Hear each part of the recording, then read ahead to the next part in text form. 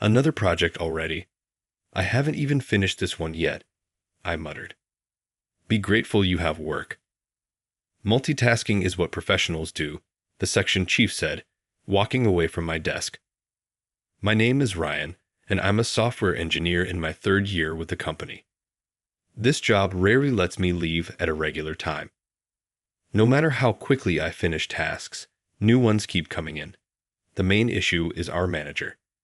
He agrees to take on everything, which is a problem. He doesn't track our schedules or progress, so the workload is insane. The only time I remember leaving on time was a couple of years ago. The manager was away on a business trip, and I decided to hang out with some coworkers. We went to a bowling alley, where we met some ladies playing in the next lane. We hit it off and decided to go to a bar together. That's where I met my future wife, Ava. Ava and I got married about a year after we met. My job was as hectic as ever, and I was constantly working overtime. But on weekends, Ava and I would go out for movies, dinner, and shopping at the mall. Lately, Ava had been experiencing a lot of lower back and abdominal pain.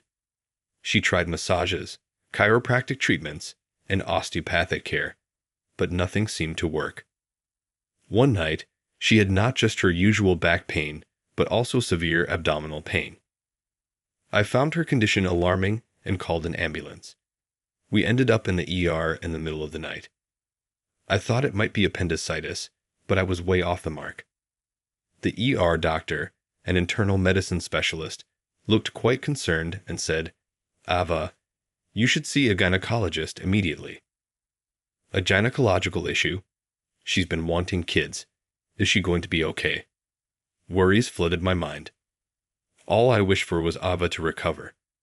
The next day, I took a day off and accompanied her to a renowned hospital's gynecology department. It turned out Ava had uterine cancer. It had advanced and even spread to her colon. I blamed myself. She started showing symptoms of back pain about 6 months ago. Why didn't I take her to the hospital sooner?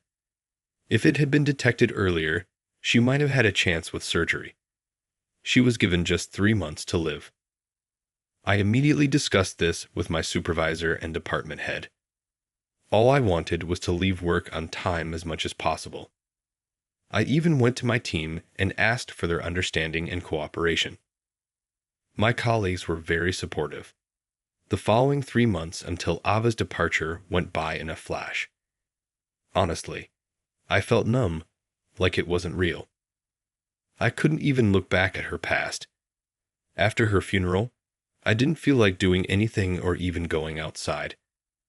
I didn't want to go back to work, but considering my colleagues who supported me, I felt obligated to return. So, I resumed work after 2 weeks.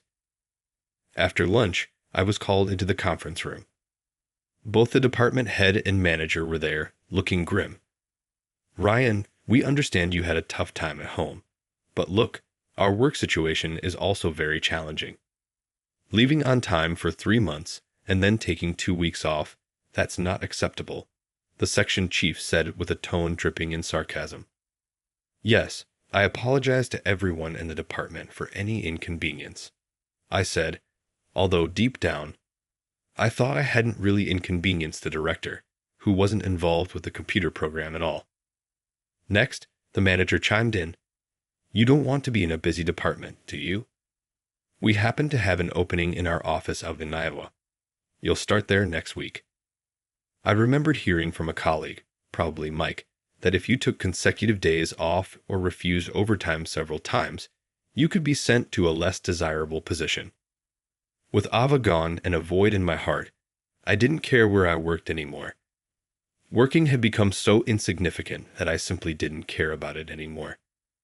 Feeling utterly disheartened and lacking any motivation, I just sat there, nodded, and returned to my seat. Sometime later, I moved. My new location was a quiet rural town. Demoted at such a young age. Huh. I mumbled to myself, looking at the vast landscape. Before I knew it, a week had passed since my transfer.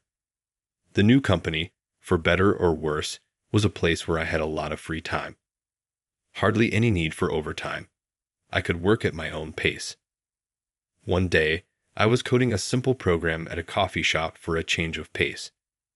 After a while, droplets began to fall on the table I was using. It was raining outside. For a second, I thought the roof was leaking. Looking up, I saw a soaked girl with brown hair and streaks of red and blue, kind of looking like a rebel, staring intently at my laptop. Worried about the water damaging my laptop, I began to shut it down. But the girl quickly said, "Wait. Hey, mister, you work with computers, right? Can I see? I'm kind of interested." "Well, yeah, but you should dry off first. Don't want you catching a cold," I replied and called the staff. "Excuse me, can we get a towel for this young lady here?" As she dried herself off with the towel brought over by the staff, she thanked me. "Thank you, sir, for the towel." She might have looked like a handful, but she had manners. I was pleasantly surprised. We continued chatting over warm coffee. The girl, named Catherine, was a senior at a nearby public high school. She had just started her senior year and was unsure about her future. "I'm not really academic, so college isn't in the cards. But I want to pick the right job," Catherine shared. She had tried various part-time jobs like working in a factory, being a cashier at a grocery store, and even fast food, but nothing felt right. Then I thought, everything's about computers nowadays. She didn't own a computer, but got interested after some lessons at school. If she wanted more options for jobs, knowing computers would be essential. I told Catherine, "I'll be working at the coffee shop for the rest of the week, so if you need anything, feel free to drop by." The next day, and the day after that, she came to the coffee shop. When she asked my name and I told her, she began calling me Mr. Smith. "What's all that stuff you're always doing on your computer, Mr. Smith? All those letters and stuff. It looks like some kind of spell." "Oh, this? It's called programming. It's used to make websites and blogs." After explaining how websites are made by combining various characters and symbols, she became very interested. "Do you have a computer at home?" I asked, to which she replied she didn't. Eager to learn, Catherine began to copy the contents of my screen onto her notebook diligently, day after day. After about a month of this, I made a proposal. "You'll learn faster if you actually use a computer rather than just copying things down. We've got an old laptop at the office we were going to toss out. Want to use it for studying?" Her eyes lighting up, Catherine exclaimed, "Really, Mr. Smith? I can have it." "Yeah, it's old and not the best, but better than nothing," I explained. "That's fine, just having one is great." A few days later, when I gave Catherine the computer, she jumped up and down and said, "Yay." From the next day, she came armed with a barrage of questions. She was diligent, buying books to study from and bringing a notebook filled with questions to go through. Thanks to that, she was able to launch a small website just 6 months later. "Hey, I can use this as a reference for job hunting," she said with a gleaming smile, obviously delighted.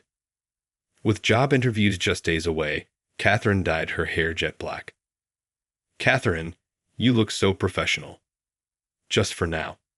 Once I secure a job, I'll go back to being stylish," she said with a bashful smile, slightly pouting. "Good luck with your interviews." "Thanks," Catherine replied, flashing a peace sign with a big grin. 2 weeks later, while I was at our usual coffee shop, Catherine burst in excitedly. Ryan, guess what? I got a job offer." She reported the news with a radiant smile as if a flower had blossomed on her face. I replied, "That's great. Congratulations." To my surprise, Catherine started crying, still wearing that big smile. "Ryan, thank you. Getting into my first choice company is all thanks to you. I really appreciate it." Seeing her like this made me happy. To me, Catherine always seemed a bit quirky, but I found her irresistibly charming. Ever since Ava left, there had been a gaping hole in my life, but Catherine slowly started filling it. Soon, I realized I spent more time helping Catherine study than dwelling on memories of Ava. No, Catherine, I'm the one who should be thanking you. Do you want to go out for dinner next Sunday to celebrate? She cheerfully replied, Sounds great. And just like that, it was April. Good morning. A person from HR greeted everyone as the morning meeting began. Today, we'll introduce the new employees who will join us this year. All right, all of you, please come forward. The personnel at the back were beckoned to step up in front. What? Upon seeing the 3 new recruits, I almost dropped the documents I was holding. Among the new hires, there were 2 men and 1 woman. The sole female employee was Catherine. As Catherine caught my gaze, she discreetly flashed a peace sign with her right hand. Indeed, Catherine had joined the IT department I was a part of. Good morning. You surprised me. I thought you'd start at the company where you got your job offer. I was planning to ask you how you were doing once you settled in. I was worried, I told her. She giggled. Haha, be prepared to work hard. Okay. Please go easy on me. Catherine stuck her tongue out playfully and smiled. Every time I saw that smile, it warmed my heart.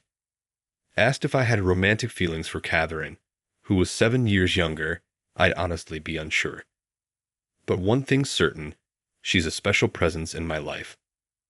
On the morning of the new fiscal year, seeing Catherine's face was a surprise, but it gave me a new goal: to nurture this adorable girl into a full-fledged programmer.